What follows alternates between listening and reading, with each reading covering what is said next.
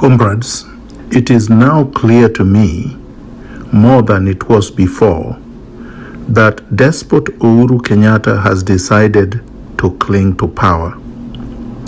He would like to change or mutilate or dismember the Constitution so that he can extend his stay on a legitimate public office and to continue abusing power beyond 2020. Let me give you examples of why I say that despot Uhuru Kenyatta wants to extend power and why we must all put aside our petty differences to ensure that this existential threat to Kenya's unity, cohesion, and existence is removed even by force from the legitimate position he occupies. On February 16, 2020, a man called Kelvin Rono was reportedly killed in a grisly motor vehicle accident along Langata Road. The claims were that Rono was driving very fast and his Mercedes-Benz mangled into a little piece of iron and tin. You couldn't recognize the vehicle anymore.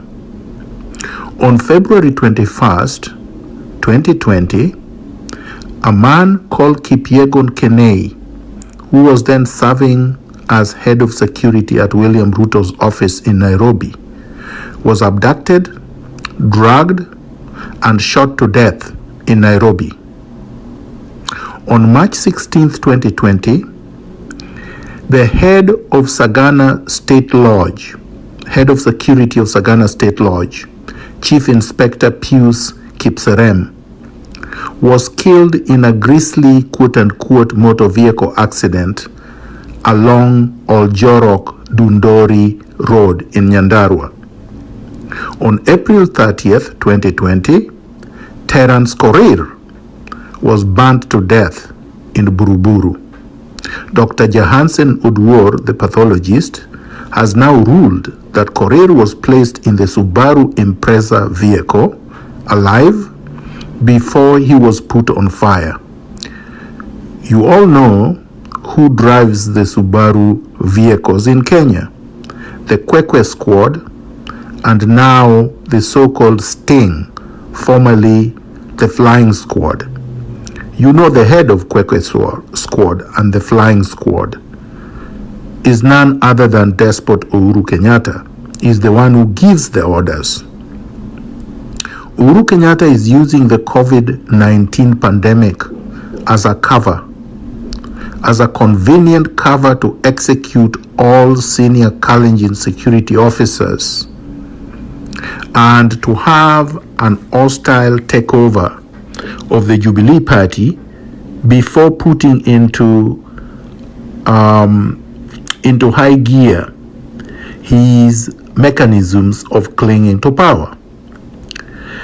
All these deaths are connected in two ways. Number one, all the young men that died are Kalenjin young men, either currently serving or actively serving in Kenyan security forces and stationed in very sensitive places like Sagana State Lodge is where Uhuru Kenyatta meets with his Kikuyu mafia to cook up the plot to cling to power. Kenei was the head of security at William Ruto's offices. Now, both Rono and Korir used to serve in the military. In Kenya, among the mafia, they believe that to take power, to impose yourself in power, and to be able to subvert the people's will, you need the gun. They believe that power only emanates from the barrel of the gun. They don't believe that power emanates from the people. Now, the hint is this, to make sure that you understand the link to despot Uhuru Kenyatta. When Arguing Skodek, Ronald Ngala, Alexander Muge, and Father Keiza were officially reported to have mysteriously died either in motor vehicle accidents or in deaths that could not be explained. It was established beyond any shadow of doubt later on that they all had been shot before being placed in the vehicles where they were found. When Dr. Robert Ouko was found dead on Gotalila and burnt after having been shot in the head, we were told that Dr. Ouko took a helicopter from his house in Muhoroni, flew over Gotalila, threw himself from the helicopter, landed on the ground on his feet, took a gun, shot his head, took a kerosene jug, poured kerosene over his body, lit himself and burnt himself to death. Crispin Odhiambo, who was shot to death in Nairobi in the morning, his killers have never been found. General Joseph Nkaiseri, whom they injected with plutonium, his killers have not been arrested. They have never ever even tried to look for his killers. Mutula Kilonzo and Justice Otieno Dek also mysteriously died before they put blue pills next to their beds to make it look like the deaths came from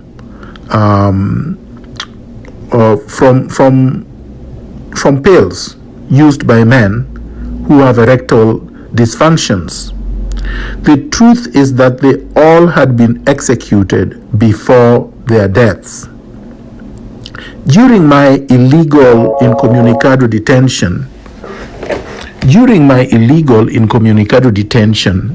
in February 2018,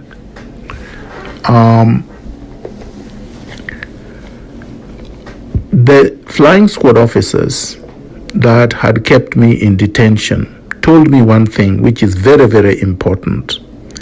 They all expressed their fear that they would not live to retire peacefully and enjoy the company of their spouses or their children or their grandchildren, because they had carried out very bad things which the higher ups, meaning Uhuru Kenyatta and the rest, would not want to leak out.